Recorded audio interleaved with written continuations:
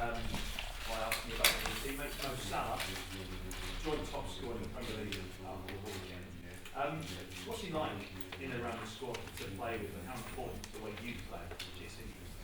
Yeah, he's had a great season so far, and hopefully it continues. Good character in and around the dressing room, fit him well and very quickly, as you've seen, on and off the field, and that's important. And I think we're lucky to have a very good dressing room. Everyone gets on really well, and I think you can see that with the performances on the pitch as well. And he's had a great season so far, but like I say, hopefully he can keep that going, and hopefully keep banging those goals in.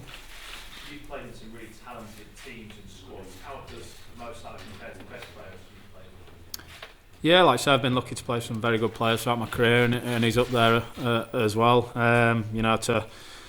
I know he's played in England before, but changing club and changing league again, there's a big difference between England and Italy, and settling down as fast as he has, and hit the ground running, scoring the goals, and been as ruthless as he has. He's a top player, and that's credit to the players around him, but also the club for helping him settle in as fast as possible, and the players he's playing with as well. Bobby up there with him, Sadio, and the guys behind him as well, giving the opportunities. So I think you see how we play as a team, both going forward and defending as well, and he's a big part of that. And how important is he in the big games when you can look across your teammates? Because it won't be lost on you, I'm sure, as a former City player, he got Manchester United on the horizon for you. Yeah, he's in games you need those moments of brilliance at times to unlock the defences, and he can do that. He can create goals out of nothing on his own.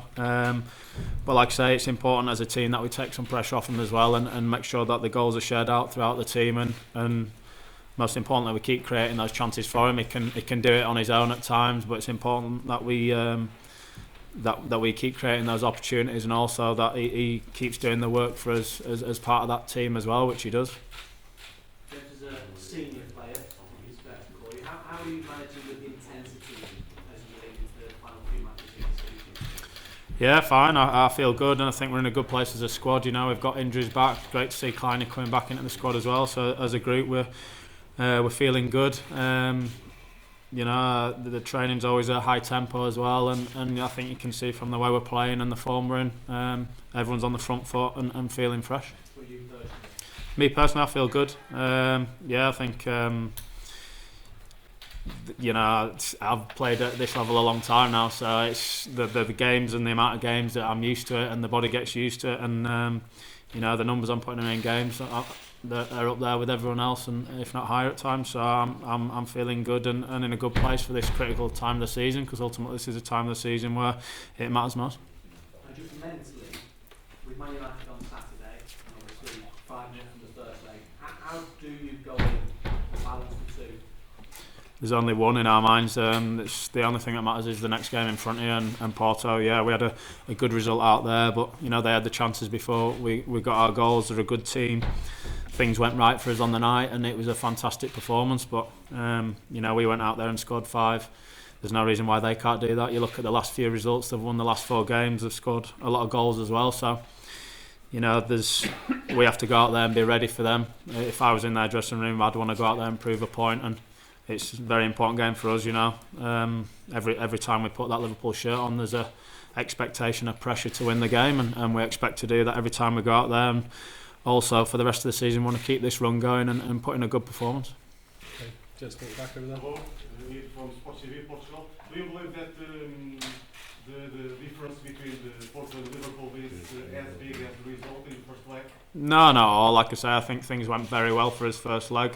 Porto had the chances early on as well. I think Dejan made a fantastic tackle early on, but I think on the night we were very ruthless. We created chances like we always will with the players we have, but we were clinical, finished the chances well, and picked the right pass at the right time, and things went well for us. I think 5-0 definitely isn't. You look at the team Porto are, the experience they have in the Champions League over the years. So we know we have to be on our game tomorrow night and make sure that we put in a good performance. James, Jordan mentioned that you mentioned the assists that you've got this season. I've been mentioning it. I think it's more the other way around, to be honest. There's been a bit of banter about it, yeah. So there always is around the dressing room, and obviously we were in Spain after that game, and it was a good time to do that trip. You know, we worked hard on the training field, but obviously after a good performance in the Champions League and a good result, everyone was in a great mood, and it was nice to see a bit of sun as well. So there's plenty of banter flying about. Does that mean anything to you then? That you've got the major six in the competition, it's not something people would normally associate probably with your debate. I mean, are you proud of that record at the moment? It's nice to have. It helps me shut down any arguments if there's any banter going on in the dressing room. But you know, I just want to contribute to the team, and you know, throughout my career, I think I've managed to create goals for the teams I've played at. That's a strength of mine, even though I'm seen as a bit of a workhorse and run around a bit. You know, I think throughout the years, if you look at the stats, I've created quite a few goals in my career, and that's where I feel that one of my strengths is as a player. So hopefully, I can keep doing that for the team. James? James, you've been part of the trophy-winning teams elsewhere. When you look in that dressing room now, do you see a team that's capable of challenging to win this competition this season? Yeah, I do. I think we're getting closer. I think we're improving all the time since I've been here as a team, and moving forward. We're an exciting team to watch. I think we're learning to manage games better than we have done in the past, and that maturity is coming through. And like I say, we're improving all the time. I think at this stage of the tournament, you need to have that belief that you can go on and win it, but you do need to take it a game at a time. And you know, we've proved over the last few years we can beat anyone on our day, but it's about being consistent, learning from the mistakes we've made, but not looking too far ahead. And like I say, the only thing we're concentrating on is putting in a good performance and getting a win tomorrow night. It is a young squad. Have you been impressed by the development, especially the likes of Trent and the other youngsters playing at this level for the first time this season?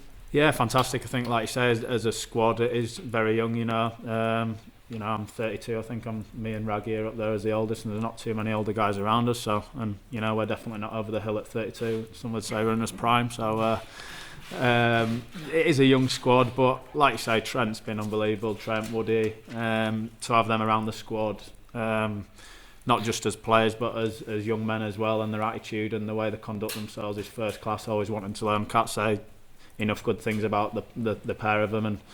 And you know, Joe Gomez as well, he's not exactly old either, and you know, I think the games he's played and things like that. So it is a young squad and learning all the time, but like I said before, the characters we have in the dressing room, it's a close knit group, and all the players want to learn and always want to do the best for the team, and willing to go that extra mile, and you need that to be successful. And I think you can see that as a team and how we perform. I think if the way we play, if one person's not doing the job, it doesn't work. Teams get out of the press, and you know, that's where you have to be able to tell each other and have people willing to go that extra yard, and I think we have that in that dressing room. Okay. Any final questions for James? Can you talk about a lot of people on flamboyant and great tennis and actually you might have had a little bit more discipline on maturity on him, setting good example there for you with that? Yeah, I think especially over the last couple of months, I think as well, I think we've improved at that, and it's something we have to keep working at. But it's that game management and realising what's going on in the game. You know, at times, you know, we want to win games by goals and scoring plenty of goals and be exciting, but there's times where you might have to hold one extra midfielder back and play behind the ball and sense what's happening in the game. I think the West Ham game, you know, where we're in control and they went and scored. Disappointing how we conceded the goal, but I think our response from that point and just settled the game down after that and got a bit more under control. I think that was a sign of maturity again, and something we still need to work at. But I think as a group we're very aware of it, and we're improving at it all the time.